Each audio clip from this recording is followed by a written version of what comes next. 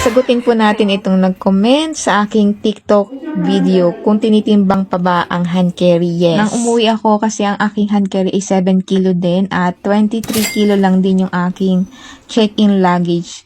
Pero nung tinimbang ko yung aking hand carry ay umabot na siya ng 7.8. At doon naman sa aking check-in luggage ay umabot ako ng 23.6.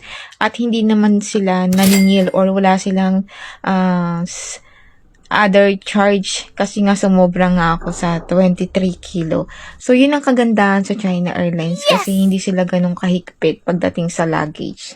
Yun lang. Thank you for watching and see you in my next video. Bye!